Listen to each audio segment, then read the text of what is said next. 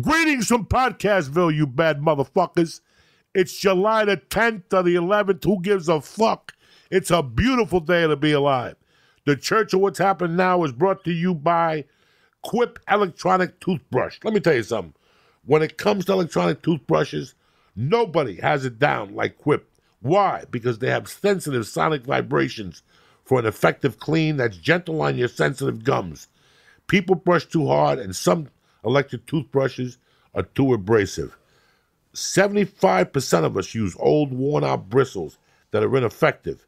Quip is one of the first electronic toothbrushes that's accepted by the American Dental Association, and they're backed by over 25,000 dental professionals. Beat that. And they have thousands of verified 5-star reviews. So why do you love Quip? Let me tell you why. It's easy to carry. It's got the timer.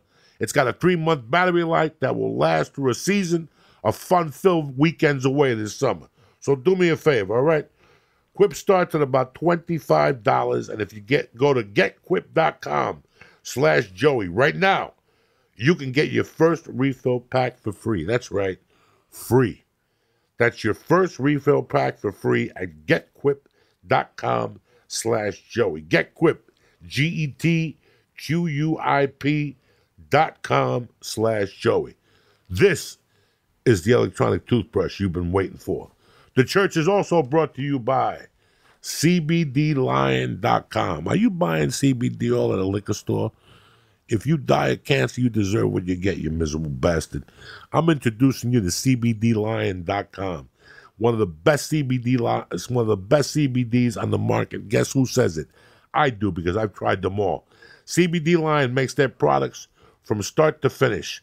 CBD Lion has you covered, whether it's vape, cartridges, shatter, tincture, forget about it. Go to CBDLion.com and check out their third-party lab results yourself. Go to CBDLion.com, press in Church at checkout, and get 20% off your order delivered to your house. You don't have to go nowhere for CBD when you got CBD Lion. Kick this motherfucking muley. What's going on, my brother? Man, you know, just chilling, watching Lee's Fear of Bugs. Oh, that bug was fucking big. I normally don't have one, but he just kept throwing it at me. I had to throw it at you. It seems right, because I don't know if you know, but this is 700. Congratulations. So it seems right that you're torturing me with a bug, throwing a bug at me for 8 times. You might not survive this 700. I'm definitely not. That fucking bug was big, though. Huge. That motherfucker locked up. How are you? I'm good, man. You looking good? I'm trying, bro. You got a special coming out on Friday. Man. You're still the smoothest motherfucker down at the store and shit. What's happening? Man, just chilling. You looking good, too. Lee got some cardio running from a bug. So it's good to see him exercise. We made him burn some calories today. That's enough for a few months. What's going on with the soccer thing? You in? Still going, man. Women's soccer, you all in? Yeah, I'm all in. It finished Sunday. Right. No, I know that they won. They just got back to fucking Jersey, and they're going to have a parade tomorrow in New York. Damn, y'all didn't even know that part. I just watched the final, and then I just left the bar. Yeah, I don't know nothing about nothing. I don't know nothing about who won. I just know USA chicks won. This is the 4th championship. Yeah, the 4th second in Women's a row. World Cup. Yeah, second in a row. Shit like that. They're only getting 4 million. Men are getting 100 million. They're all upset. I got something to say about that too. Okay. Well, first, like yesterday, I was at the bar and I watched the game. And after the game, everybody watched the trophy ceremony. But after that, everything dissipated, and that let me know we are not in a soccer country. If you are in any country in the world that's a soccer country and you win a World Cup, whether men or women, you are celebrating for weeks. You know what I'm saying? Like, you're hearing drums and shit outside. An impromptu carnival just broke out. People are taking off from work all week. Like, yeah, they won, but after they won, it was just over. You know what I'm saying? And that's not, like, you're in South America and you win some shit. Like, people are getting pregnant right now based off that title. You know what I'm saying? It's like in Mexico when the guy scored the goal in the wrong thing and the narcos shot him. Yeah, that's at Colombia. Like, so weeks later. Yeah, Colombia. Yeah, weeks later, that, you know, people are still hurt over that stuff. You know what I'm saying? That's like, crazy. It's more personal. And until America, everybody, including the players and the people who love the game, get that personal, you know. And I'm saying we should kill somebody. I'm not saying that until we win something, like get to the point where we're so into it that when somebody wins an NBA title or a NFL title, like it's a riot. Was there any riots yesterday? No. Everybody just clapped and walked home. Where did your love for soccer come from? Your native country? Growing up, I mean, where did your love for soccer come from? I was just born into it. Like I was born in England, right? So then you can't escape it there. It was either soccer or cricket, and fuck cricket. I'm not fucking with cricket. And then, so it's soccer. We played as a kid in the schoolyard, like almost every day. And then when we moved to Jamaica when I was 9, Jamaica is a former colony of Britain. So one of the few things that they left us was soccer. You know what I'm saying? So moving there, that was everybody loved soccer. That's how dudes used to get girls in high school. When you played on a high school soccer team in Jamaica, like you're in the newspaper. You know what I mean? It's like college sports here. So it's like you were motivated. You were almost a pro. You know what I mean? Like high school football, soccer is big in Jamaica. You know, you score a goal, your team wins, you save a goal, you get a red card, or anything, you're in the paper, everybody all over the island knows about you. You'll have a nickname and everybody knows about you. So it's just a big deal. Does it upset you as a real fan? Because I don't hate it, but whenever I see the World Cup, like you hate it, bro. I kind of do. Whenever the World Cup comes around, people pretend like they care. Mm-hmm. Like they had those horns a few years ago. And they really don't. Like, I mean, there's some people who do like soccer, but it seems like a huge majority of them are just doing it so they can drink at 6 a.m. and then they don't. Who really cares? Well, let me ask you a question. How old are you, Ian? I never tell. How old were you when you came to the States? 17. And what year was that? That I never tell, because then people could figure it out. Okay. Yeah. Give me an approximation of what year you came to the States. Let's say late 80s, 90s. Okay, so in like 73, I got out of Catholic school, and I was allowed to play football. But I was too heavy for the Eagles. It was the Eagles and the Patriots in North Bergen, in my hometown.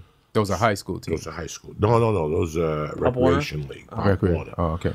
So I had to play in, I think it was St. Anthony.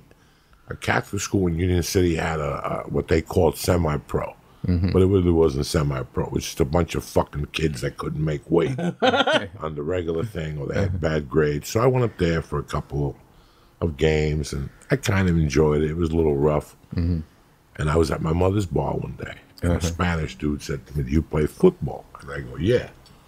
And he goes, "Do you want to come play at Hudson County Park on Saturday?" I go, "Sure." And he picked me up at my mother's house. You know, when I got in the car, nobody had a football shirt on. Nobody had a helmet. Nobody had fucking shoulder pads. Hilarious. And when I got there, they were playing soccer. Oh. And I go, "What the fuck is this shit?" And at that time, it was in 1975. I mean, Pele was huge. Right. You know, that's all I knew about soccer, that Pele was huge. But it wasn't what it is today. I mean, it took a long time to get to what it is today. Yeah. When my first daughter was born in 1990, in 95, she was playing soccer. And I was like, what? Like, I was in shock. It had grown to a rec sport now. I thought it was big in my area because of the Spanish population. Yeah. Because of the South American population, the Colombians and shit like that. Ecuadorians, El Salvadorians, yeah. But it has grown. It has made progress. What you have to come with grips is that this country belongs to the NFL. Yeah. They even gave it its own fucking day. They took it away from the church. What does that tell you? You know, what does that What was the day they took away from the church? Sunday. Oh, yeah. It's hilarious. They took away. They couldn't take away a Saturday. College football said, "Fuck the Jews," and they took away a Saturday. But that's how big football is, right? And you have to come to. That's why I love when Rogan even would say, "I don't give football to Rogan." What Dana White does on a Saturday, they do 13 of those on Sunday. Right. Twice the size, more tickets, shirts, volume, and they got it. Yeah, down because to a one science. game holds more than like in a UFC event. You got to put on multiple fights. They do that every Saturday. What the UFC did this week, they do that every Sunday. Yeah. For 17 weeks plus the playoffs, plus preseason. You know, so what are you talking about? The size is, it's two different things we're talking about. Soccer will grow in this country, but it'll never beat out the NFL. No, I know. Like somebody asked me before, I said, like, what's wrong with soccer in America? I said, America didn't invent soccer. That's the problem with soccer in this country. Like every sport you're talking about, like football, baseball, just whatever other sports, they're thriving in America. They were invented here. And, you know, soccer's growing here, like you said, but I've accepted that it's never going to be as big. And then Lee was saying, do I get mad when World Cup time comes around and people Jump on the back. Yeah, like with every fucking sport. Yeah, bro. but when the Rams were playing, a bunch of blondes with Ram shirts on, you don't even know what a fucking Ram is. You know, nothing bothers me more than that. We were talking about concert shirts the other day on the podcast. How these new kids are just wearing shirts. They go buy a $40 concert shirt and take them aside. And that makes you mad. Give me 2 fucking songs from that album, and I'll suck your dick right here. They'll start stuttering. How can you represent? But Joey, suppose they don't want a blowjob. That's why they're stuttering. Who the fuck knows? You know, who doesn't want a blowjob unless you're fucking, who doesn't want their dick sucked? Everybody wants their dick sucked. Everybody wants their candy stroked. Even fucking Jesus wanted a blowjob. I don't know, Joey. I love you, but if I was wearing a concert T-shirt and you say you offer me a blowjob to name 2 songs, not me. I'm gonna forget the 2 songs. I'm gonna get somebody else to suck your dick. Oh, okay. But it's so weird how we just don't. Soccer is growing, and I'll tell you what. That same thing I saw in Hudson County in 1975 or whatever it was. Today, that same park has 6 or 7 soccer fields lighted. They look like something. My buddy's the assemblyman, so he redid that park. Half the park, they took away the baseball. Is he? It's soccer. Is he? Where is he? Your buddy from?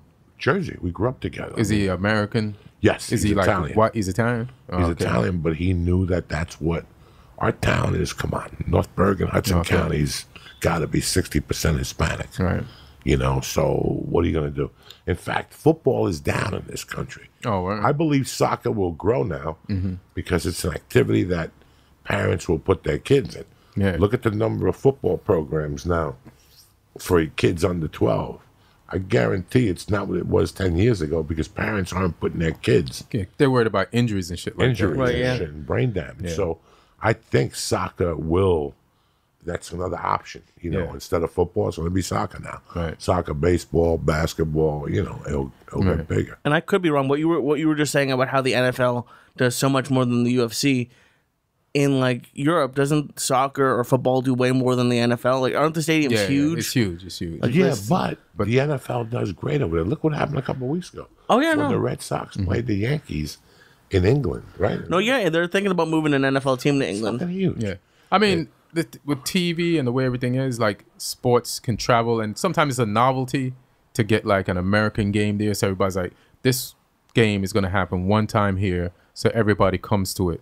And then when you go to Europe, I was in Europe doing shows, and I saw LeBron playing high school. His last high school game was on TV on a cable channel in England. And I was like, I mean, a high school fucking kid. You know what I'm saying? Like, he was that big. So, sports travel, man. And then a lot of soccer players are friends with a lot of NFL players and basketball players. Like, they talk on Twitter, they go visit each other, and they're like cool, like the big European stars, like the Neymars and the Messis and the Ronaldos. They know people over here. They know, the Currys and the LeBrons and all that shit. So it's kind of really cool. You know what I'm saying? No, it's. I mean, it's not as big as people would want it, but it's making leaps and bounds. Yeah, I accept that. In the last 30, 40 years, it's made a lot of fucking leaps and bounds. Do you still play soccer at all? You ever get out there? Nah, my knees are bad. That's it? Yeah. So now it's just stand up like a motherfucker. It's just stand up like a motherfucker, yeah. Like, the last time I got an injury, Joey, I didn't even fall. I just played that day, and on purpose, I just played lightly, and my leg was fucked up for 3 months. Like, I couldn't even walk. And, like, when you just get unexplained injuries, like, I didn't... He's flinching. Well, I knew he was gonna fart on me, but he was readjusting and just popped out. It's hilarious. Oh my god. Lee's terrified over here, yo. Yeah, I know. I definitely have. What is it? Munchausen's? Like, what syndrome do I have? You got every fucking syndrome. You understand? You got more syndromes than syndromes. Jesus Yeah. Christ. Who gives a fuck at this point? Inhale that. That's good for you. No, I'm not. I'm never gonna breathe your farts in. That's good for the bronchitis. You know, look, your bronchitis went away. Yeah, he just cured something. Yeah, because I That's stopped doing the bong. Oh my god. Stop Joey. doing the bong hits. Because you inhale these things. Look at you, see? And it cleaned out your lungs. Yeah. These farts are tremendous. Yeah, you look healthier now. Yeah, I do. Yeah, you do. Where's that fucking bug? You're getting a workout, a fart out, everything. God damn it, Joey. What, the special, you excited about it? Yeah, I'm excited about it. When was the last time you put together a special? A couple of years ago. No, the never. CD was with Conan. Yeah, CD was Conan, and I never had a special. So this is your first special. First special, man. One of the best guys working today, one of the best joke writers in the business, and they treat you like fucking Magumba Jones. You know what I'm saying? I know it had to be. It's just if it wasn't for like the support of like I write on shows and stuff, but it's the support of like people like Rogan, you, like Tosh and Burr. You know what I'm saying? Like comics that people respect, and just other comics too. Like they'll help you out more than like the industry sometimes. You know what I'm saying? Which is the industry's job sometimes. You know, comics with power, have control, they have their own podcasts and shit. They're like, fuck it, you should have something, or you should have this. And I like the community of comedy for that. You know what I'm saying? Like, you have people on your podcast, including me, and you help them out, and they come on, and then they get more followers, and all of a sudden their agency wants to help them more because they see that their following is growing. So I just like that comics have more control now and more say. You know, part of comedy is doing stand-up and writing jokes. And, you know, in this life, you're not going to like everybody. Right. You know, life isn't that fair. I wish you could like everybody. But for the most part, there's a handful of comedians, and we all get along. And you look out for each other, and you live and die for that motherfucker. Right. And that's part of this job, is encouraging. Especially once you get past 40 and you're longer in the tooth than the young guys. Sometimes going up to a young guy that's doing comedy 3 or 4 years and tapping him in the shoulder and saying that's a funny joke is better than going to Montreal. Yeah. It's better than getting a role in a movie. You know, it keeps you going. Validation. Validation from your peers keeps you going. Yeah. You know, I hate when somebody sends you a tape and makes you validate them, like makes you say something. Yeah. I can't say something. I got to see you 20 times. Yeah. I got to see you with different audiences at the store, how you tackle when you have to follow. Fuck, when Chris Rock walks in. And so you were supposed to follow fucking Johnny Dorr or some fucking guy, and all of a sudden Chris Rock's walking. And you got to adjust your game. Right. And all of a sudden I'm sitting in the back and I'm like, God damn, Ian went up there with no fear. Right. He said, fuck Chris Rock. And he went up there like fucking a savage, you know. You really have to see people. Yeah, you man. get along with people and you see how they act. And after a while, you have to reach out. You know, just because we're up there alone with a microphone don't mean we're selfish. Right. Does not mean we're selfish. It means that we just chose that. We want to go up there naked. Anybody could join an improv fucking troupe with 8 guys and giggle and have your friends come see you and tell you we're marvelous. You know, in my world, I respect stand-up comics. I really have a big, because I know what they're going through. Right. I know what they're going through at the 5th year, the 10th year, the 15th year, because you've been there. You've seen it. You know what you feel like. You feel like shit. So when I saw that Bill was producing the podcast for you and stuff, I was very happy. Yeah. You know, that brings that. How long you been friends with Bill? Shit, I've known him for a long time. Long fucking It's like time. from New York. You know what I'm saying? And when I first moved out here, he had moved out here. He had booked some pilot, but then I guess it got canceled. So he was going to bounce. And I was like, yo, stick around. Was that was 97? 97, 98 or something 98 when his Yeah. show got canceled. And then he went back. He went back. Yeah. And he did the right thing. Yeah, I'm glad he didn't listen to me. He started from scratch. Yeah. just hitting the clubs. He was a little depressed, you know, because we're all depressed when we lose that shot. Yeah, because we think it's going to define us and make. Because normally, because you've seen that be somebody's only shot, is that one shot, and if you don't take that, like there's some great comics from like the 80s and 90s, like you know, what's the guy that killed himself in the shower? The Platypus Man. He had that, Richard Jenny was one of the greatest fucking comics. One of the greatest. Just one shot, it felt like, and then after that, or maybe he had a bunch of pilots, but one made it to the ear and didn't work out, and that haunted him. It feels like. Ian, what's a shot? What is a shot? Go ahead. Describe a shot for people who are not comics people. What is a shot? Well, I'll tell you what a shot used to mean, and then now you don't even know what the fuck a shot is right now, because it can happen so many different ways. A shot could be today an Instagram post that goes viral.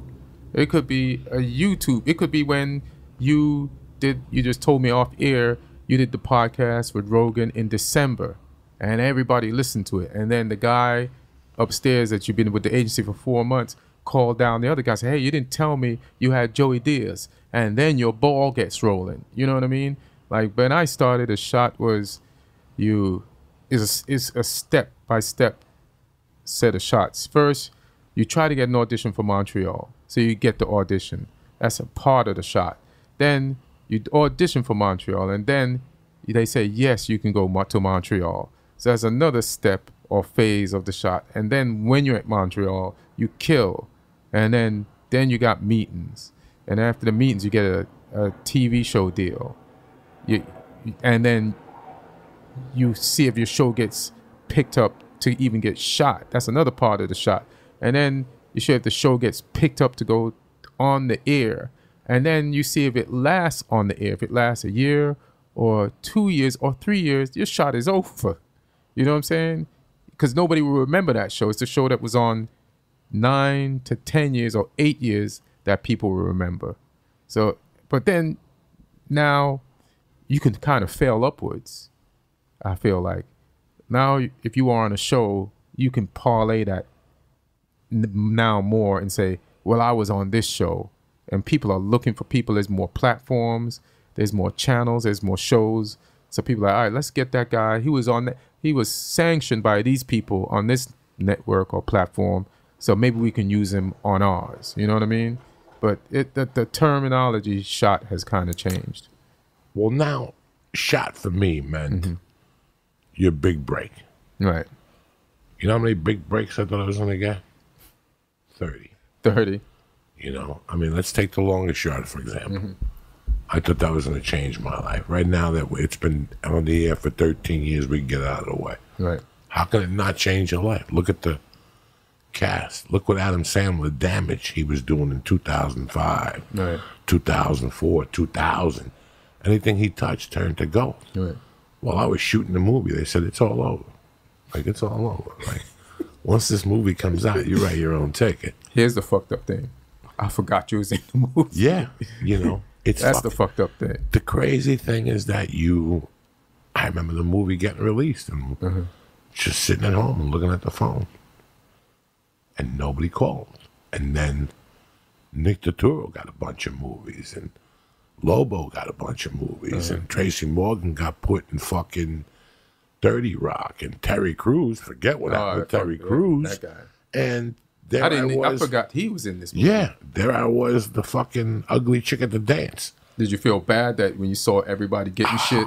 Horrible. Yeah. Horrible. How would you feel if you thought this was it? Your life was going to change. Right. When I say change, what was I? Did I think I was going to be driving a convertible fucking Maserati with 20 people in the car? No. You know what change was for me? 20 weeks of work. Right. 200 people coming to my shows, maybe. Getting an agent to book you. Getting a stronger theatrical agent. Right. None of that happened. Did you have an agent at the time when you got it? Yeah, he was a bum then, and he's a bum now. He's like Tony Montana in Scarface. You know, it was. It didn't change him that you got that. It set me fucking. Like the movie came out in May, And by October, I was a fucking mess. Damn, son. Like the phone hadn't rang. No agents came and spoke to me, you know. But if that was somebody else, I'm not crying. Right. If that was somebody else who got it, it would have been all over. It would have been a billboard. It would have been a variety thing. Right. Congratulations to this guy, our client, for doing this. You know, it's just the things that didn't happen. And I'm not crying. I got the experience of my life. Right. But when I was doing that movie, a wise man told me, he pulled me aside one day, goes, you're doing great in this, but this has to take time. It's got to take cultures. Right. And recently, I saw it. You go on the fucking Rogan podcast. Nobody knows who the fuck you are. They look you up, and now they go, that's the fat dude from the longest yard. Oh, shit. Now they research more. Yeah. So what I learned was everything comes back in cultures. Right. Everything, that Mad TV you did that nobody fucking saw, now one night they air it at 11 o'clock, and there's a million people home because it's a snowstorm, and you're a fucking star. Right. So everything takes cultures. Everything comes in cultures. What you did in 2007, if it was good, history's going to come back to repeat itself. Right. You know how many times people have called, hit me on Twitter and said, I didn't know you were My Name is Earl. They don't know. Yeah. So it comes back. Now they'll go pay the $5. Right. Now that's validation. That's my favorite show. Now I got to go see him. All those things. And for me, it was not a movie, right? Like for me, it was not a movie. It was not me killing on the road. People fucking hated me on the road. Damn, It was telling a hooker story, telling a story about me mugging a hooker. So it blew me away. And you told that on the podcast. I told it on the podcast. The only place you could fucking tell And it. next thing you know, there was 100 people at a show down in Hollywood cheering to tell the hooker story. Damn. But the one thing I think you guys not are missing, but maybe don't realize how big it is, because I'm almost 2 years in. Like I see people, like a shot for me is you letting me do the Wilbur, is Felipe letting me do a guest spot at Caroline's, like that sort of stuff. That like to me, because like I've seen people who are And that's not a shot. No, to me it feels like a shot. That's just an opportunity for you to look Learn some into the shit. ocean from the fucking beach and go, oh, that's what the bottom of the ocean Oh no, but looks like. I don't mean I'm gonna get an agent and No, blow no, up. no, I just no, mean no. like it's No, the no, next no, no. step. It's like a No. Right now, you got no shots in your future. you don't consider that a You got shot. in your future is getting on stage right now for the next 2 years until your tongue. You don't think turns there's green. levels of shots? No. There's levels of shots, but for you, a guest spot at Caroline's isn't really going to propel you. It's just to show you what it's going to be like. It's like when Jim Valvano made his players cut the net down before the season began to show them what it was, to show them what to feel like when they cut the net down. Right.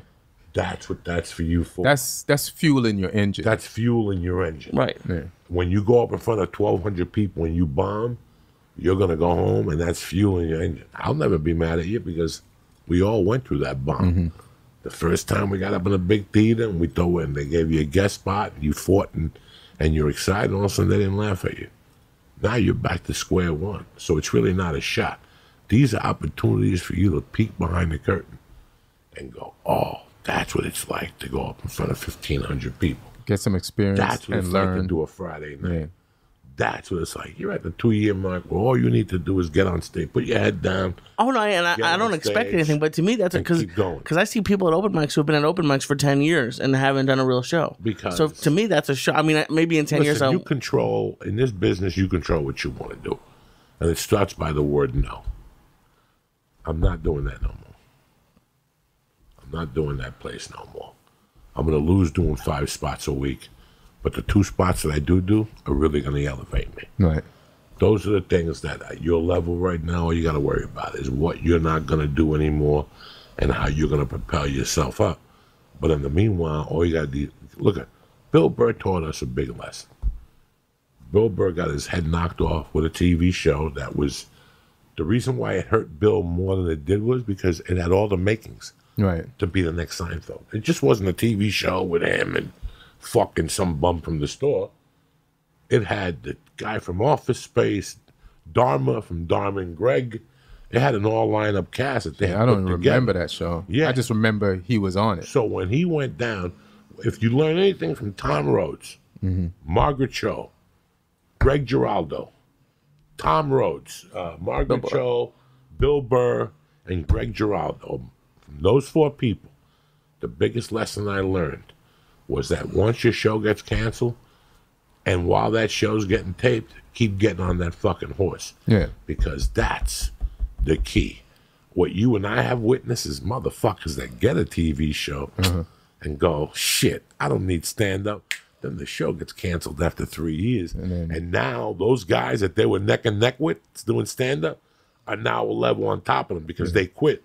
And now their show's a failure. And now they got to start all over again. They're going out thinking they're going to get clapped. Oh, you on that show that got canceled. And you got to start all over again. Starting all over again? Those are the motherfuckers I take my props off to. Because most people, after their show fails at CBS, they go away. They become real estate agents. Hilarious. They really do. And we've seen it. And I've seen it. I can name 5 guys that came to this town that had more heat than you, me, and Sebastian put together from fucking Montreal. Came down here, got a shot at a TV show. The show of the pilot didn't get picked up. Now the agents are a little weary. And then by mistake one night, they happened to walk into the Comedy Store and they have to follow. I saw a motherfucker that was good looking, looked like Steve Reeves. I forget what his name was. Looked just like Superman, built like Superman.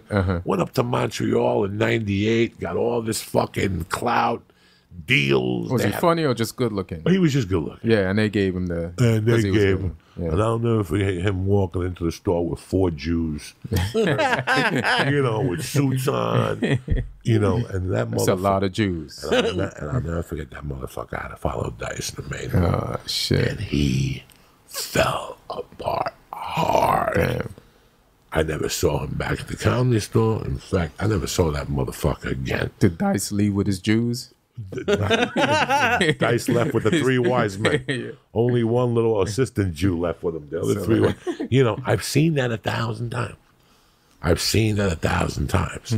And people think they come out here and, you know, hey, listen, I'm not going to lie to you. In 1987, I thought if I got a job bartending, I'd be discovered. Just bartending? Yeah, oh yeah. I was mixed drinks and somebody was like coming and go, oh, you're perfect for Hollywood. I was retarded too. And then I got here and I realized, you know, in what's the movie that made those 2 guys famous? Not Sleepers, but the ones that they went out. Oh, I know what you're talking about. Swingers. Swingers, yeah. He has a line in there. He goes, what are you talking about? I got to work hard. I heard they were giving out development deals at the airport at LAX. That's what it was like here in '95. And the networks found out hard that the choices that all these networks put on them, these guys couldn't cover the spread. Yeah, the networks gave money to the wrong people. To the wrong people. And then they thousands started pulling of dollars. Yeah, millions, bro. Millions. Yeah. I know people that are on a list. I heard this from a VP once. We were talking. He was telling me that Fox, for example, every year they have a list of like 10 to 20 people that are like past movie stars or like had a show and it failed. They'll give him $250,000 just to lock them in, just in case something happens. They're playing the long game. Yeah. Just in case somebody picks them up, boom. Just in case somebody has a script, boom, they got him. You know, people who that you've forgotten about. Right. Somebody like Gina Davis, for example, who was hot 20 years ago. They get a little. They'll give Gina Davis $250,000 and hold her for a year. $250,000. Some just in case shit. Just in case shit. Yeah. Then they'll give a couple blacks deals, couple Latinos deals. So when the fucking black organizations and the Latino organizations raise their hand and go, "What about black people? What about Latino? What are you talking about? We gave such and such a developmental deal. He didn't do that with him. Well, such and such has been on stage for a year. He doesn't even know how to wipe. He doesn't even know how to bring somebody up." I still remember. That's crazy. They're just covering their ass. Dog, I still remember being at the store on a Sunday night and then bringing a kid in who had destroyed in Montreal. And the kid, you could tell by how he held the microphone that he was a dud. You know how they hold the mic, open micers hold the microphone with the wing open? He couldn't even do an intro. It's like somebody with their first cigarette. You know at the Comedy Store how you have to bring up the next guy? He didn't even know how to do the intro. When he put the mic back in, he was fumbling. They gave that guy a $500,000 deal. Oh my God. You're not, but after taxes and everything, it's $340. Right. That's okay. And guess what? That guy goes and buys a car, an apartment. His show don't get picked up. He's a waiter in 6 months. He's a waiter in 6 months. It's not even the shot. It's what you do with it. Mm-hmm. If you're a fighter and I punch you with the best right hook and you stagger a little bit and I get on top of you and he buckles you and gets out, I didn't do nothing with that right hook. Yeah. You just need the shot. That though, right you hook know was what a I'm fucking nightmare. You know, when we got here, the shot was this. Ian Edwards had a TV show. He puts you on reoccurring, 6 out of 10 episodes. When the season's over, I go out and sell out fucking all the improv. Right. That's what it used to be like. No more. You could do 10 TV shows now. Ain't nobody coming to see your ass. But I think Ian's right. If you have a big Instagram, you can sell out 10 shows at the Improv. No. I'm not talking about that. That's Okay. completely. But if you have an Instagram, okay, and you hit, and one of these greedy agents, these gavones, pick you up, and they book you, and they charge $30 for you, you're gonna get them for the 30 one time. It's like going to see Screech. He's gonna get you for the 30 one time, and then you're gonna go, this is a waste of my time. Right. Anybody who knows stand-up, number one, will not fall for that trick. Right. Anybody who's in the stand-up game will not fall for that. Yeah, the beauty of it now, like there's stand-up nerds. Right. They're That's so what they're we so have. invested. They're so in this, invested. and they follow everybody. They treat us like Marvel characters or some shit, or DC versus like they invest just as much time into like where this person from, who they're associated with, what they said, what joke they got. Like they're into it, and that's beautiful. The internet, like I never knew comedy would ever be like that, but it's great that it is because anybody that spends so much time is dedicated to comedy. When you come to town, they're gonna come and see you. You know what I mean? So they're loyal to you, and you're a part of their lives. You know what I mean? Like it's not even music. We're taking the place of their music. You know what I'm saying? Like you have the soundtrack to your life. Like we're the laugh track to their lives, and it's just. I don't know when it happened, how it happened, but even me, I'm taking a while to realize that myself, that, oh, shit.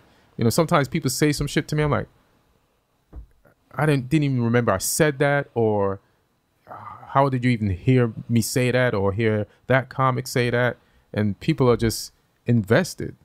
And that's the advantage that we have right now. I love when a stupid fucking show gets hot on some stupid channel. And some fucking agent that's got no morals takes these 3 fucking idiots and puts them on the road, and they sell out all over the country. And these poor guys don't really know it. Right. They really think they're the shit.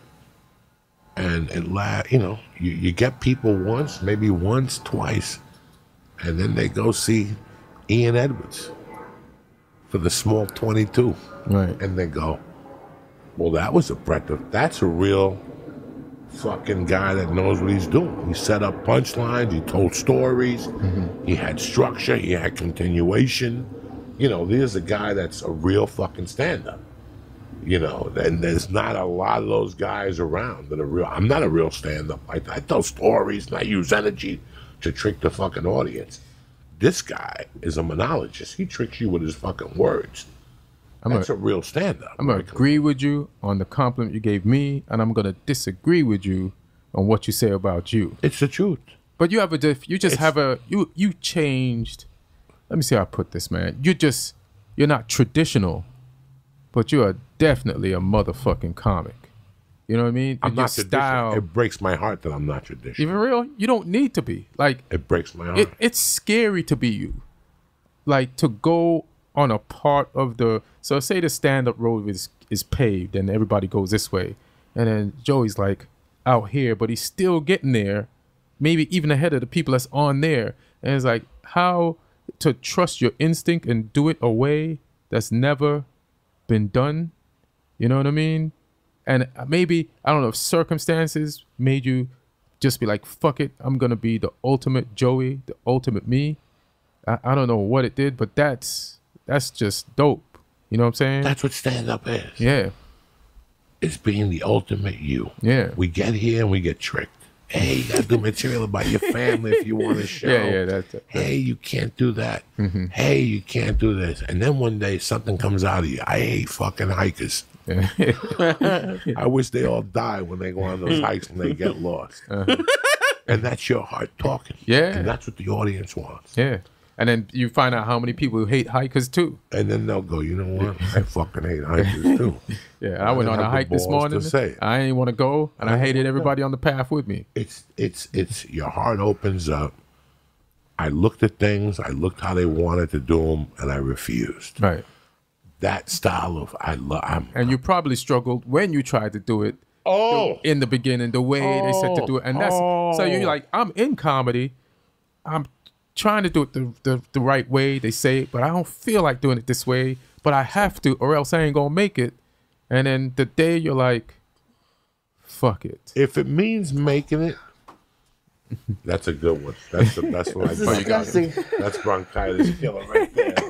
You're not gonna thank him for curing you. That's it. Who raised you? You have no respect. I think that one. I think Lee and I and somebody else were in here the other day, and they said I'm not a good comic when I'm getting ready for something. Like, I don't ever want to shoot a special again. I know. I don't ever want to shoot a special again. I'm not a special type of comic. I can't shoot specials. There's certain comics that are brilliant. You and Anthony Jeselnik, and there's so many comics that do the setup punchline. They trick you. They take you down the road. They show you they're magicians with their words. They show you this hand, and they fucking finger bang you with the other one. I can't do it. I get too tight. Right. I get too locked in. You know, when they say you're not performing for the audience, you're performing for the people at home. All that shit fucks with me. You know what? I want to see live comedy. I want the glass to fall off the thing and break. I think some of the specials have become too polished. Right. And I want to bring back that nasty, gritty, you know, Richard Pryor at the Improv with the menu behind them type shit. Or damn Red Fox recording an album at a fucking party or some shit like that. How crazy in the was basement that? like that. How crazy was that? Yeah. I love all that. You know, my love of comedy was putting the fucking needle on the album and it being a little bumpy, and you just heard it gritty, and you heard people sneezing and you heard people moving their silverware away from the table. I love all that shit. Yeah. That's all part of the motherfucking mystique. Because that type of shit takes you right there. You're listening to an album, all of a sudden you're in that room where it was recorded while you're listening to the fucking album. It's like you took LSD and it just transported you to like another plane. You know what I mean? So I get that. Who shot your special for you? All Things Comedy? All Things Comedy. They have their own crew, right? They got a line producer who hired some people and we like looked at them and shit, but the director is another comic, and his name is Aristotle Theoris. Okay. And he just did something on Comedy Central called Goatface, with a bunch of like other Arabic, Middle Eastern, with Fahim and those dudes. Yeah, and Hassan, and I forgot some of the other people's names right now. So he directed that and he acted in that, and so me and him were gonna shoot the special regardless. I was like, listen, man, I gotta shoot a special by the end of this year. So he said, hey, man, I'll direct it. And so we were out looking for venues and trying to narrow it down. And I was gonna do the concept. Shit, Lee's friends are here. Yeah. I was gonna do the concept. Yeah, it's his farts bring him in. As a TED talk, right? Regardless, and then Burnham hit me up because he had a deal with Comedy Central to produce 3 specials, and he knew I hadn't had a special. Me and him had just done some shows in Atlanta, and he was like, "Hey, man, you want to, shoot this? You want to be one of the specials?" And now I wasn't going to use my money. They were going to pay me. You know what I'm saying? I was going to try to use my money, shoot it, and then try to sell it. Well, this way, now I'm getting paid, and there's already a home for it. So, and then I get to own it back in like 6 years. So it's fine. I'll take it. Good deal. You happy with it? Yeah, I'm happy with it. Yeah. How did you prepare for it? This is how I prepared for it. I knew last year that I wanted to shoot a special. So I turned down writing jobs to prepare for it. Like before Burnham and hit me up, right? I know like if I take some of the writing jobs, I'm going to be in a room and I won't be able to hit the club as much. I'll be tired. I won't be able to write, hone, and, you know, like prepare the material, like cook it right and travel. So I just turned down any writing job. You know what I'm saying? And just, I did shows in Vegas. I did shows anywhere, here, fucking party, just anywhere. You know, it's the Improv, the Laugh Factory, the store in New York, just anywhere. I just did shows. Did you work on 15-minute chunks? Did you? Yeah, sometimes I would headline places. I'd work out the whole thing. I did shows in Palm Desert where I got to do the whole thing, run the whole thing. I did the Rec Room. And then sometimes 15 minutes. Now, let me work on this part. I'll come up with a new joke. Let me make sure this joke is ready for the special and it fits in with the rest of my other material or the section of material that is going to follow in that order. So, you know, just anywhere I could get on. What kind of writing preparation did you do? How many hours a day? Would you have a time in the I always try to write before I do a set at night. You know, so just to loosen you up, to get your mind going. To get my mind going, yeah. It doesn't even necessarily have to be comedy with me. Right. I could write a couple paragraphs in a book. Right. Yeah, that's what I do too. Yeah. Just to stay loose. Just to stay loose, yeah. So I just work on my shit before I go on, like an hour or two.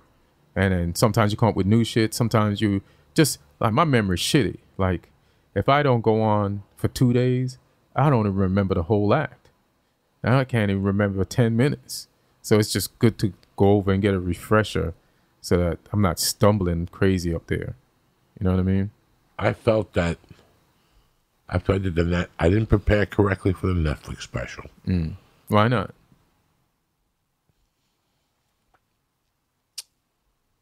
I didn't think about it, how I should prepare. If I would have known what I would have known today, I would have done 5 spots a week at the store at midnight. Midnight is perfect. Right. 5 15-minute spots, Tuesday through Saturday. That's it. Nowhere else. That's it. Maybe go to the Improv before the Comedy Store and try out the set and then polish it up on the way over to the store. If I ever get a special, that'll be when I did my special. Somewhere in my mind, I said that I'm going down to the store and I'm performing for people who already know who I am. Right. I want to try my material in places where people don't know who the fuck I am. Don't put me on the list. So I went to all the smaller clubs around town. And when I got there, I found myself catering to the room instead of my special.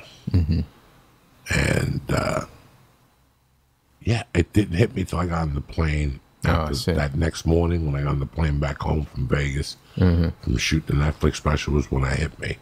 I didn't prepare right. That's what I always say. When you get a motherfucker to get knocked out, when he's sitting there and the doctors are looking in his eyes, they ain't really, he's fine. Right. He's just thinking about all this shit, how he fucked up. Right. He should have worked more on his right punches. He should have worked more on his leg kicks. He should have stayed to the game plan. You know. Right. I think that working out at the store is like working out at that gym where Muhammad Ali used to work out when Angelo Dundee. It's as good as it gets. Right. You got to follow something new every night. It's dark. I don't know. Just something about working out at the store. It's definitely a Philly boxing gym up at the store. You know what I'm saying? An old school Philly boxing gym. And that's what I like about it. Like, if your shit works there in the OR, most likely it'll work around the country. Unless you go somewhere where people are just ultra sensitive. You know what I mean? And I'm fine with my material not always working with those people. It wasn't meant for them. It's not meant for everybody. Everybody's not meant for everybody. So I'm fine with that. But yeah. How long have you been in the game for now? Shit, almost 30 years. Yeah. It's going to be 28 years for me in July. How fucking crazy is that we stuck with something for 30 fucking years? I had no choice once I saw Goodfellas. Why? Because I was young when I saw Goodfellas, and it was Joe Pesci. And it was the first time I saw him. I was like, who is this old motherfucker? And how come he never gave up and he got this moment and now his career is going to last forever? I was like, he's acting besides De Niro, who had already had an entire full career and does Goodfellas. And I didn't know Pesci was in, was it Raging Bull? Raging Bull. Right. But I don't know what much time there was in between Raging Bull and that.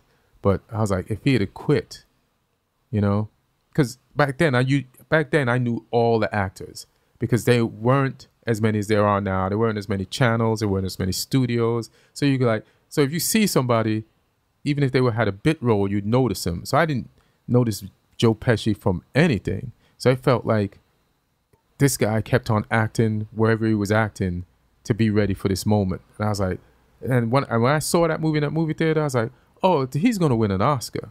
You said that? I said that. I swear to God, that's how good he was. And when they killed him, sorry for any spoilers. If you haven't watched Goodfellas by now, you should deserve to be shot. Yeah. But when they killed him, the movie was over for me. I'm like, why am I watching this? Like, think about it. When Joe Pesci dies in Goodfellas, what else is left in that movie? And I was like, this guy. So that was a weird connection I made when I saw it. And I like, I'd never give up. And then another thing why I knew I'd never give up, because the moment I realized I was going to do it, I'm like, I'm doing this for life. And another thing was I'd quit soccer. And that was my first love and dream. And there was no professional league in this country. And then years after, there was one. And it was just too late to get back in a groove. And it's like, shit, if I'd never given up, I might have been able to play at least 1 year in the MLS, just 1 year or two. And I was like, man, I'm never giving up on anything ever again that I love.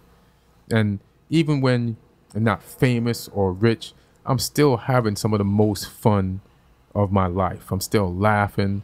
I'm still meeting the best people, and people who end up being fucking great motherfuckers. You know what I mean? That you didn't even know. They were just people to you. And you're like, you don't know. And look, they end up being trendsetters and shit like that, and like culture changers. And they're just motherfuckers who are in the gutter with you, just grinding. And we just like, this person's from Boston, from wherever. And then now we look down the road decades later and like, look at these people. And it's like, if I had given up on comedy and I'd gotten a job, you know how heartbroken I'd be at home. Can you imagine? Right now? You know what I mean? I had the same experience as you. Mm-hmm. From when I got left back in the 7th grade, my life became basketball. Mm-hmm. Like, I was like, fuck pussy. Pussy makes you get left back. I'm going to focus on hoops like a motherfucker. Uh-huh. And that's all I did. I went to Willis Reed basketball camp, you know, superstar with the Hurleys. Mm-hmm. That's all I did. I took 300 jump shots every morning like Jerry West. That's how I started my day. 300 jump shots, you know. Then I go play. Then I go home and lift weights. Then I'd rest when it was humid. Then I go back out and play again. Then I go home and eat dinner. And then I had late night games. And I was part of leagues. And my freshman year, some guy just didn't like me, so he didn't start me. In fact, the motherfucker didn't play me. And I was destroying. I mean, I was one of the best guys on that team by far. He just didn't like me.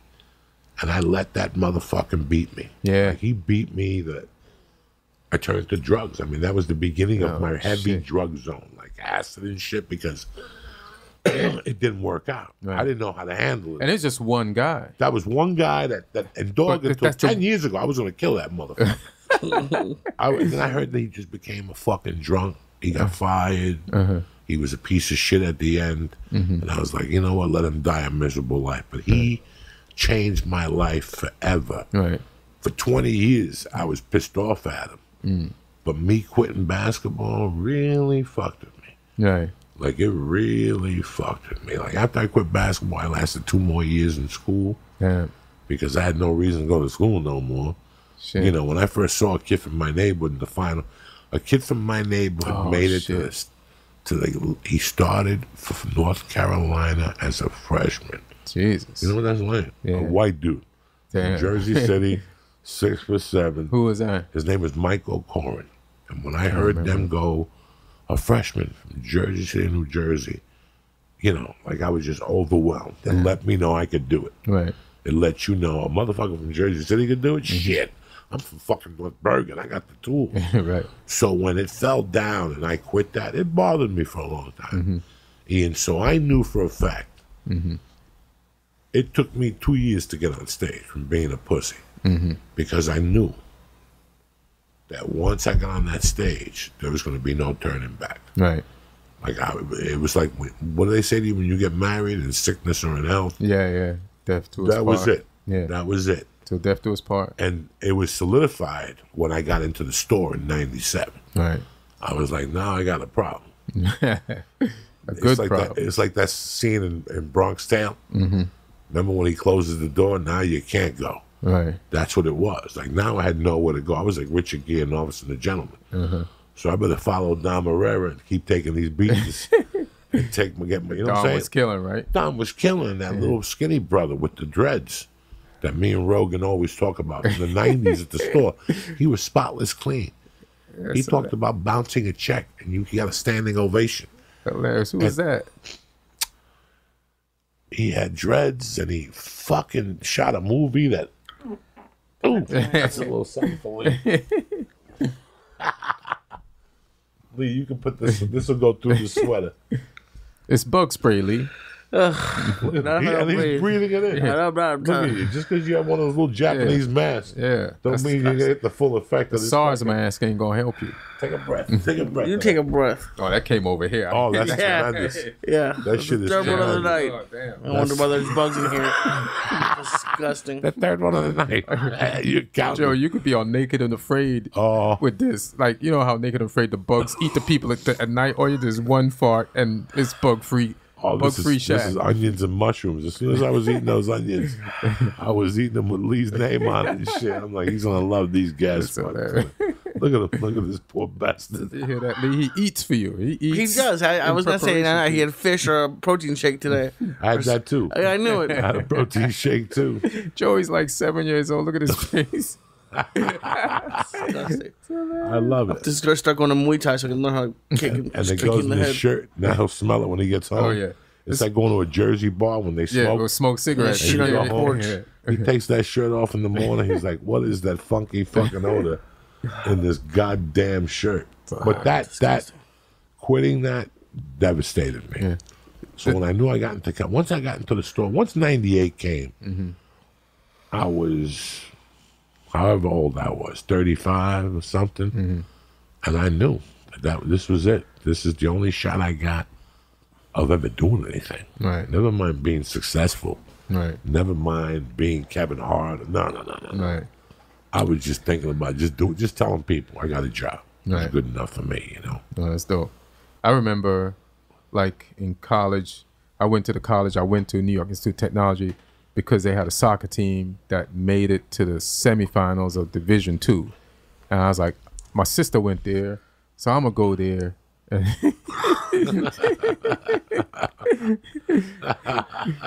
It's hilarious. Next time y'all switch seats with you.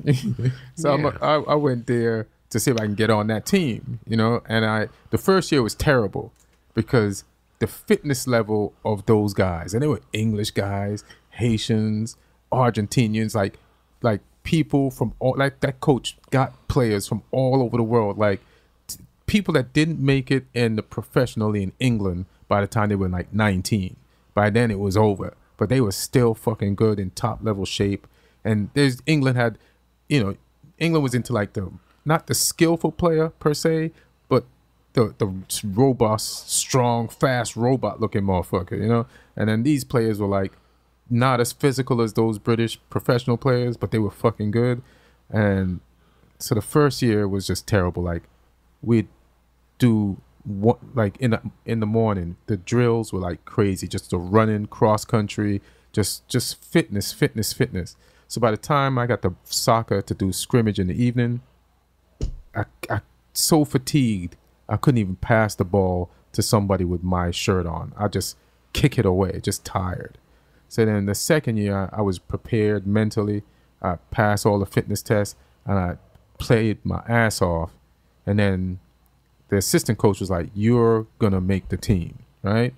And then and he kept on telling the coach, who wasn't always down at the field on practice, like, Ian's ready. So then that coach we had to play a scrimmage game, you know, preseason game against another team, and I was on the bench, and then he put me in, and then somebody passed me the ball, and the defense player got it from me, and then he subbed me right out. And then the next day they had a team sheet for all the players who were going to go on this away trip, and I wasn't on that away trip. And I was like, fuck this shit. And I just quit because I put so much into it. And now I know it's kind of premature, you know. So that's why comedy. How old were you, man? Back then? Yeah. Like 2021. What the fuck did you know? Didn't know shit. What the fuck did I know? Yeah, I was exactly. 15 and We think the world is over. I thought it was over. Yeah. I really, really, when basketball ended for me, I still played on the street yard. You know, I still played in the schoolyard.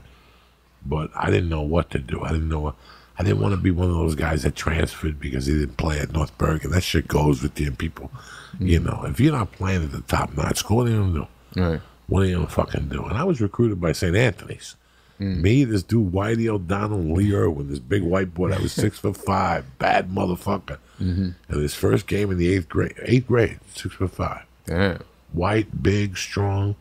But his first game of the season, Dad played Kennedy School, and there were some jumping Puerto Ricans down there, and they broke his fucking ankle. Oh, Like they jumped on it and stepped on it on purpose, and Lee Irwin went down. So Whitey ended up, me and Whitey were freshmen, and I just did, and I could see that the kids on the team, they were like in pain. Like the kids that I was tight with, like Jackie McBreen and Whitey, kids that I've been playing with for a long time were like, they couldn't figure out why this guy wouldn't fucking play me, man. Yeah.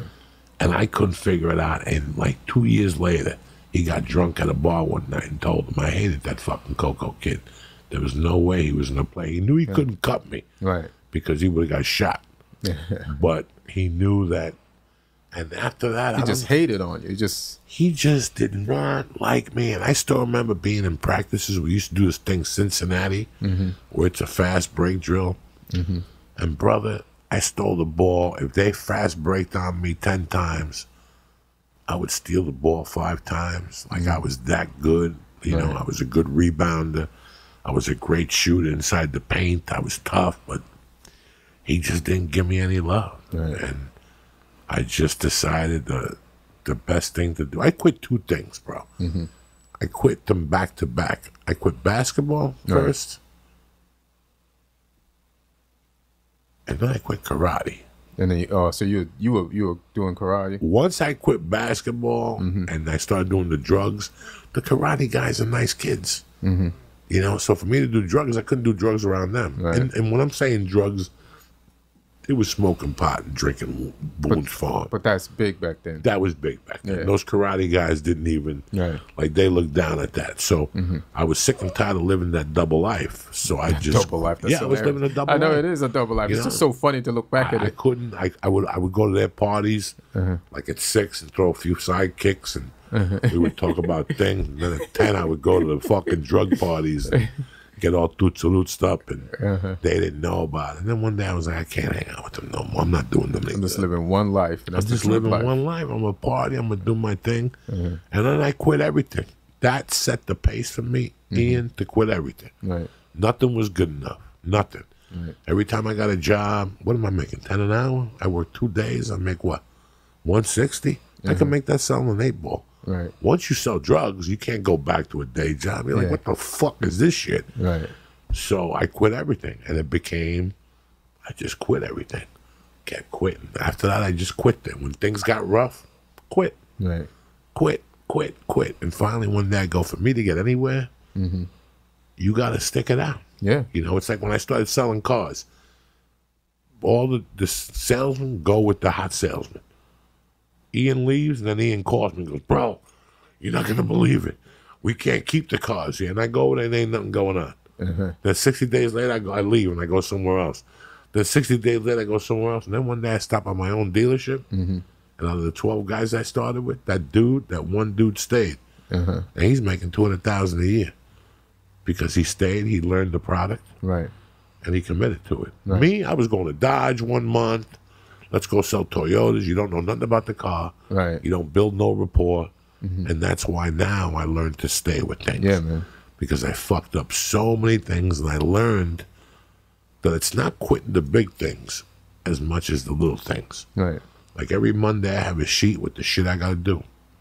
I got 4 workouts. I got 2 podcasts. Yeah. I got to do 5 And you spots. do a lot of shit. You end up doing a lot. Like when I turn on my Instagram in the morning, I see your morning message. I'm like, already how up. is he doing this? I'm already up. That's Like, what how needs is to he be doing? done. He's like, hey, you're smoking, you're saying something fucking funny, and you just start the morning off. I'm Done. like, And I won't tweet the rest of the day. Just let them know they're awake. They could do it. They could do it. Right. What the fuck is it? You know, when I wake up in the morning, I'm like, damn. Right? Don't you wake up and go, damn, I gotta go fucking back into that office and deal with those people or whatever, and then you gotta kick yourself in the ass. Ain't nobody gonna kick you in the ass. Right. You gotta go, you know what? Fuck these bitches. right. I'm gonna go in there and bitch slap everybody with my dick today. And that's the attitude that gets you into the shower. Yeah. That's the attitude that gets you out of the fucking house. And that's it. Yeah. Bro, I did more. I was thinking on the way over here, I did more today than most people do in a week. Yeah. But, Like emails, contacting people. but no one would think that you do that shit. You know what I'm saying? Like just your demeanor, your lifestyle, or maybe just your past. Like you're a fucking hard worker, bro. You know what I'm saying? You have to be. You have to be.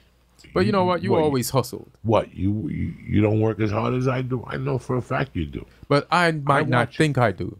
None of us do. Yeah. Because we don't report somewhere. Yeah. Yes. We don't report somewhere. Yeah. But, you know, I wake up in the morning at 10 o'clock, all those agents and managers I talk about, I got an email, Jack. Good morning. What's cracking today? That's the first email I send out. I wake everybody up. All right. And then after I wake them up, I call those bitches. Just to let them know the dick is hard and I'm ready to stick it in somebody's ass. You know what I'm saying? Just send me to that fucking location. I'm ready to drop that fucking bomb on them. And it's just, it takes a lot to be a comedian. And people really have no idea. And it takes even more now than it used to. Before, you just wrote your jokes, and if you got a good agent, they would handle everything. Now, you gotta do everything. Listen, the agents in the old days had 11 clients. Now each agent has 25 clients. Right. You know, they can do some of the work for you, but they can't do it all, and they won't do it all. They won't. Like I said earlier, you have to gather the sticks, gather the moss, rub the sticks together, blow oxygen, and hopefully eventually they'll light the match Right. and set that project on fire, or that thought you have on fire, or that idea you have on fire. But you pretty much got to do the legwork. Yeah, man. Comedy Central just didn't give Ari a storyteller show. Right. He went into the fucking little room at the Improv where they served no booze. Then he started selling out the bigger room. Then he got the digital. Remember? He got the digital first. Yeah, it was on digital. That went right to YouTube. And then he got the big show. Yeah. But he had to start that. That wasn't somebody, an agent didn't call him and go, hey, Right. I just was driving to work and I got this most brilliant idea. Why don't you start a storytelling show? They're not going to tell you that. You have to build it from scratch. Look what Kill Tony's doing. Yeah. Look at what the dude did with that you sing. The rock and roll Goddamn jam. comedy. You know, my man from Oh, Baltimore. yeah. Josh Adam Myers. Josh Adam Myers did a phenomenal job. Did the show get picked up at Comedy Central? No. But he fucking sold it. Right. And if he sold it once, that means you can sell that bitch again. And he still does it. And he still does Yeah, it. he still does you know, what we all forget was that when I got into comedy, Bill Maher was on Comedy Central. Yeah. Bill Maher was one of the original shows with Politically Incorrect. Comedy Central canceled them. Where'd he take it to? HBO. No. ABC. Oh, yeah, yeah. ABC. Yeah. With your boy writing, JP The JP. Anderson. What's his KP Anderson. KP Anderson. I saw KP Anderson today. Look at that. That is crazy. That's my boy, I haven't KP. seen him in a years. 20 years he's been there for Yeah. me. Questions. When he Right. was a little writer on, we used to go see Bill Maher. And he was like a little writer for Bill Maher. And Oh, he'd come out shit. and welcome us. You know, but I was curious if you had a writing thing just to help young comics. Is there system that you use? Is there a certain like For Mitch stand Hedberg? up, for stand up, it's like let that marinate a little bit. That's it. Let it affect. I'm about to throw this water on you. You better stop. It's getting thick now. This is going to be a long answer, so you'll probably get hit with a lot more by the end of this. Look at Lee's face. Oh yeah, he's loving this. Don't worry. Oh yeah, I'm loving it. Yeah. Calling ZipRecruiter in the morning. Bullshit. Joey actually blows it over there. That's hilarious. I gotta light a match over here. God damn. That shit is, Yeah, that's why you don't breathe any. that shit is strong. Hey, bitch, you ain't coughing. Because I'm not breathing. That little half a fat cough went away. Disgusting. Charles Bronson over there. His face, Yeah. like, Charles Bronson turned covered his face. ears. He had good skin when he first came here. Like Charles Bronson. Bruce Lee's not smiling anymore. Oh, Good Lord. that is tremendous. Yeah, those are tremendous farts. Yeah, that's Chardonnay right there. That's how the little skinny Chinese dude that eats 40 hot dogs. That's the kind of tear gas that comes out. No, he doesn't even have farts like that. Yes, he does. These are tremendous. Get it together, cocksucker. I'm sorry to interrupt you guys. So what was the question again? My mind just Writing, just got reset. I remember one day I was playing tennis with Mitch Hedberg. And I said something to him. I go, Mitch, I called you in the morning. You didn't answer. And he goes, I don't pick up the phone from 9 to 11. And he goes, I turn everything off. And I just write. I don't get up. Then I take a breather. I fuck around. And then I do it again for another 2 hours. And I was blown the fuck away. Yeah. Like I sat down for 10 minutes. That's why he was Mitch Hedberg. Yeah, And I was a exactly. bum living off of fucking Ralphie May and shit like that, and Josh Wolf. It's hilarious. Do you have the same type? I mean, like you said, you just do the 2 hours before you go to the comedy store. Like right now, I'm naked. You know what I'm saying? I shot the special in December. I got to get another 45 minutes at least to start feeling comfortable again, like a hot 45 minutes. You know what I mean? Because, you know, people are like, come see you, and you're like, I thought they said he was funny. They don't understand you're rebuilding. How crazy is You know what I that? mean? I hate that period. That's the word. And when you got road dates Yeah. and you can't keep doing those jokes in the special, Yeah. and you're like, what the fuck? That's why after you shoot a special, just take it off. Right. Just stay at the comedy. So, you know, Jeselnik had some pretty interesting shit. He says that he works out the material for a year, then he does clubs for a year, then he takes that same material into 3 theaters. That's cool. So it takes him 3 years to put out a fucking special, It which does. is a new hour. Right. And that's respectable. But I've seen is people like be selling out. They skip the comedy store part and go straight to selling out weekends at major comedy clubs.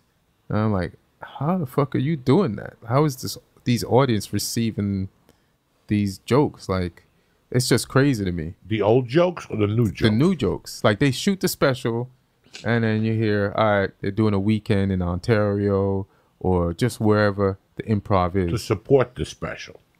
Now to write with new shit. Well, here's the deal. All right, so the whole process changed because, again, of greed. Right. Yes. It all changed because of greed. Right. You had 2 options, just like a band. You either release the album and tour it and not do the same material, maybe keep the closer. Right. You know, maybe you had a really good closer on that special and you want to keep that closer because getting the closer is the hardest fucking thing. Right. You know, I see that. But so let's say you shoot the special in December. Right. In today's world, they're so greedy, they get that motherfucker out in 8 weeks. Right. Like, that investment has to fucking flourish for them immediately. Right. So they get you out right away. That's what I didn't like. Right. Now you're stuck 3 months. First off, after you shoot a special, if you work hard or you have a heartbeat, you want got a to take break. a week off. Yeah. You got to take a week off. You have an idea of what you're going to say next. And then it's like anything else. For 3 weeks, you struggle. You eat bag of dicks. Those new jokes, nothing's working. And then boom, you got 5 minutes. Right. Oh, shit. Right. I got 5 motherfucking minutes. Then it's 3 more weeks and you're popping 7. And then that joke you wrote 2 years ago that you had nowhere to put. And you find it. You find it. Boom. Yes. Now you got 18. Because I got a joke like that. There you go. In my new 25 right now. There you go. That you wrote 4 years ago. I forgot about it. I was looking through the old part. There and you I was go. like, oh, court, the Bible. All right, boom. It's there in you go. Yeah. It's so weird how a bit that you wrote 6 years ago might not work. That's why you got to look through your old notebooks. I once, a great comedy writer, comedian told me that if you look through your material before you go on stage, all these things increase the percentages of you not bombing. Yeah. They increase the percentages, looking through your material, going, scoping through it. I know Dice came in here the other day, goes, look at these guys that they actually think about what they're going to say. For a young comic, I didn't want them to hear that. Right. I know what Dice means by it. And it's not to get caught up in your material. Right. To go up there and do your thing.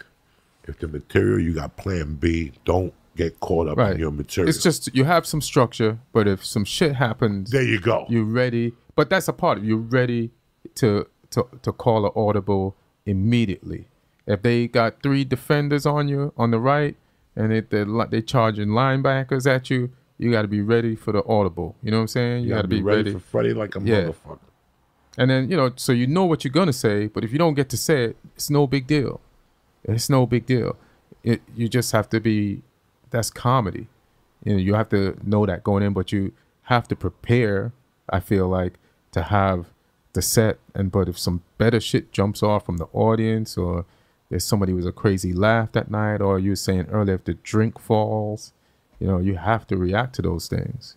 You can't just be, and I listen to I used to record sets and never listen to them. But since I feel naked now, like I just been listening to everything.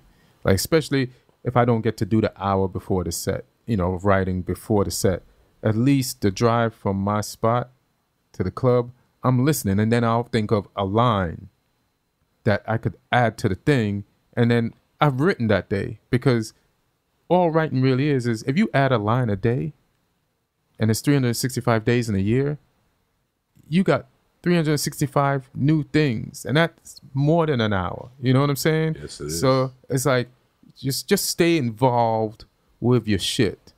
And even when you're washing your car, or you're just doing something in the shower, shit will come to you because you're just in tune with it. You're living it. You know write it right down. And you write it right down. Yeah, because you get free shit. You try to write. Sometimes something might come out, sometimes not. But because you're involved with it, and like you fuck around and you just write anything that has nothing to do with stand-up. But when you're on stage, shit comes out because you stretched. You know what I'm saying? You stretch. You're ready to fucking run the race. So then you're up to speed. And your automatic shit kicks in. You know what I'm saying? How much time difference was it from when you did the CD for Conan to this special? I say like 3 years. Oh, so you were way beyond ready then. Yeah, I was ready. The material was getting stale. Yeah, I was ready. The material was getting stale. Like, that's why I was like, I was going to pay my own money to shoot it in December because I couldn't hold on to that material anymore. I couldn't say it anymore. I had to at least shoot it and put it in the can. And if I didn't sell it, at least it was in the can. At some point, I could release it. And then I could just move on and go to the other shit and start writing new shit. When did you shoot it? Shot it in December. Yeah. So it's been 7 months, 6 months? 6 months, 7 months, yeah. And then the Balboa Theater?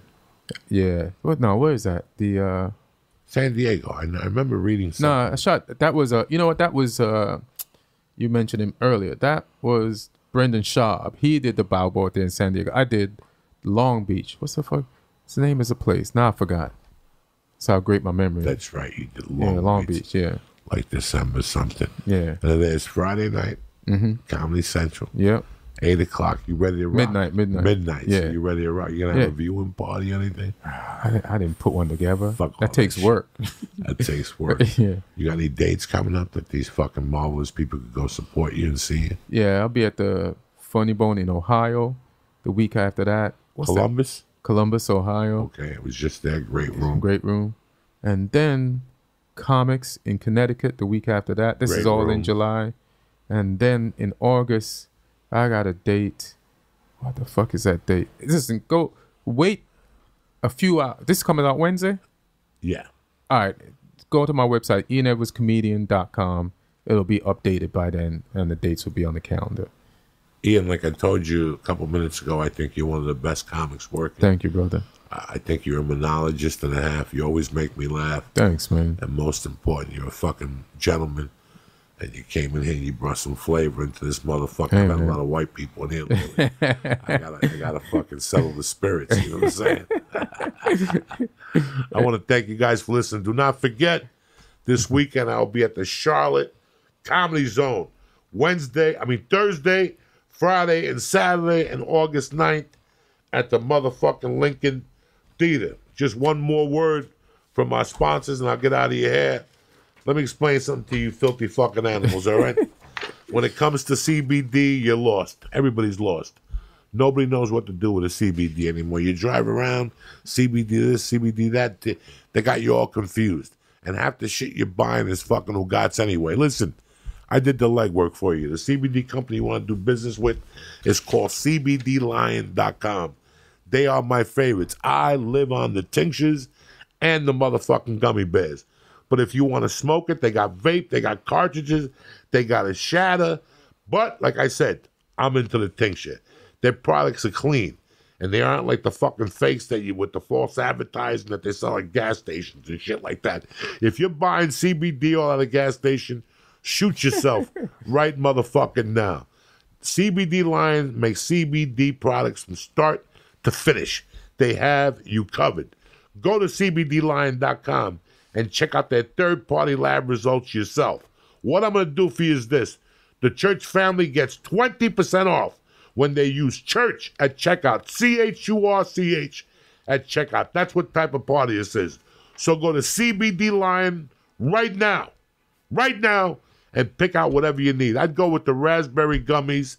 I'd go with the 1,000 or 5,000 milligram tincture to get you fucking going. And I'd also, hey, if you like the vapors, go with the vapors. If you want to do the shatter, go with the fucking shatter. Go to CBD Lion, press in church on the way out, and get started right now. You're going to be fucking happy Uncle Joey turned you on to CBDlion.com/church. Also, listen, my teeth are fucking green, but it's not because I don't brush. It's because of 30 years of abuse.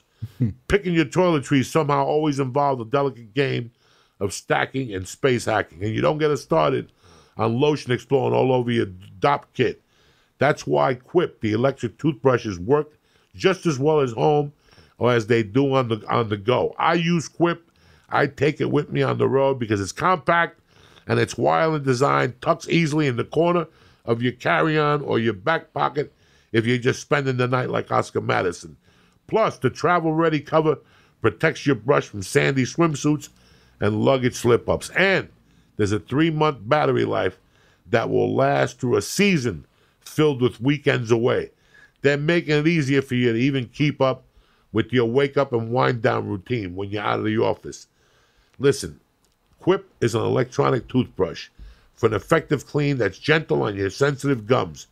People brush too hard, and some electric toothbrushes are too abrasive. But Quip has a built-in 2-minute timer that pulses every 30 seconds to remind you when to switch sides and help you clean your whole mouth evenly.